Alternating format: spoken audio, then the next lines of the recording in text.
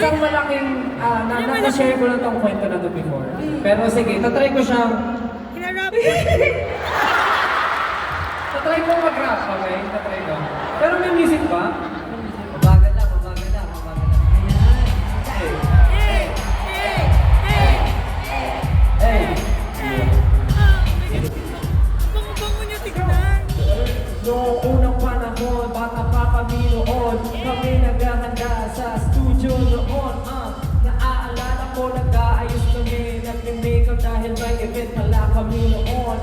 Lumapit ako kay Pablo. Ay, teka, pangalan niya si John. Hindi pa siya Pablo, bago yun. Kasi ang pangalan niya nga dati ay si John. Sabihin niyo, si John! Si John! Ang babalik ako sa istorya ko. So nag-makeup na ako at lumapit kay si John. Sabi ko, hey, mahirap ng miss mo. Sabi niya, bro, konti na lang to, pasensya na. Sabi ko, okay lang, nalapit na ako kay Ken. Nakikinan ako ng miss. Sabi ko, Ken, mahirap naman ang miss mo. Sabi ni Ken, okay bro, ito ang miss ko. Biglang lumapit si John, sabi sa akin, bro, sige na nga, gamitin ko na yung miss ko. Sabi ko, okay lang pare, nandito na yung kay Ken, gagamitin ko na ang miss niya. Okay lang, kahit bago na pahirapin sa'yo kasi ang sabi mo, mauubos na ang miss mo. Pero bigla siyang nagalit, at sabi niya sa akin, gamitin mo na! Ito na ako!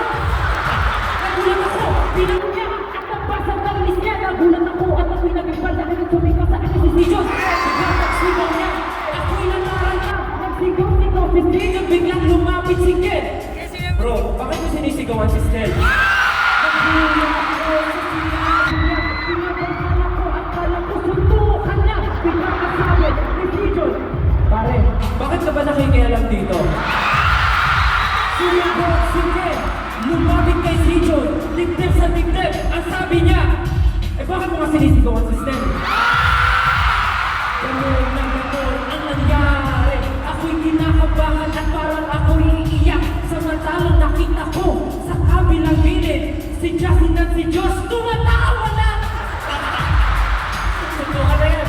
Tuwa na yan! Samantalang ako, nangihiram lang ng miss. Hindi ko alam ang gagawin pagkat kinakabahan na ang isang ismet nandun lamang sa isang kape. Pero ang nangyari, hindi ko natapos ang makeup ko dahil wala na akong miss. Pero okay lang yun kasi alam niyo ba, hindi na kami mag-aaway dahil sa isang miss. Kasi ngayon na kami may pamilya.